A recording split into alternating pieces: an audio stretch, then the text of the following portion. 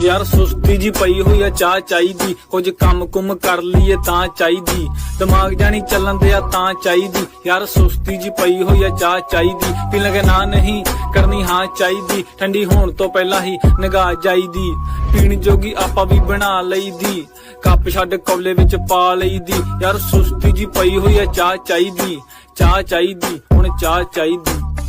काशी ने 10 अंधों को रसगुल्ले खिलाकर कहा कि आपकी नजर में कोई रिश्ता हो तो मुझे बताना।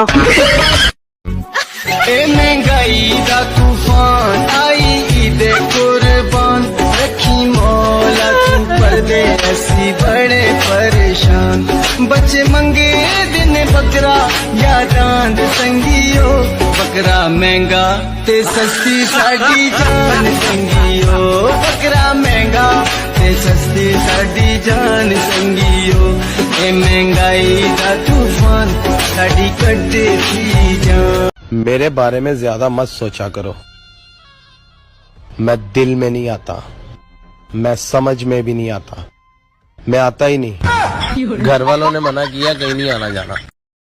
साला डॉक्टर ने कल चाह छड्डण नूं कहा सी,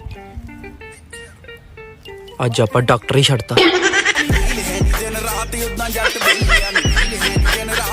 दर्जी दर्जी बेदर्जी मर्जी तेरी है मर्जी, सीधे मेरा सूट वे जल्दी, मुड़ मुड़ तेरिया मिन्नतां कर दी, एडवांस पैसे फड़दा है फिर दस देना तू करदा है, 100-200 चल होर भी ले ले, छेती कर दस क्यों लड़दा।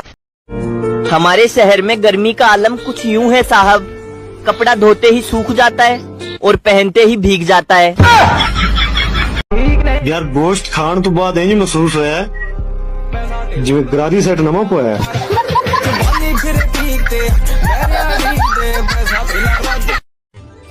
अरे इस गर्मी को देखकर ऐसा लग रहा है कि ये जून हम लोगों को भून के ही मानेगा।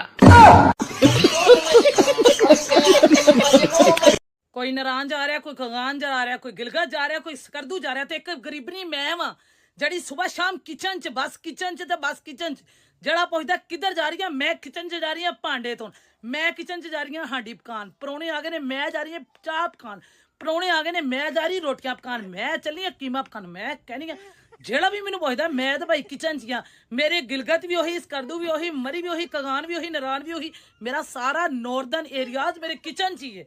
मैं सूरज हूँ चंदा नहीं, तेरी ऐसी की तैसी मैं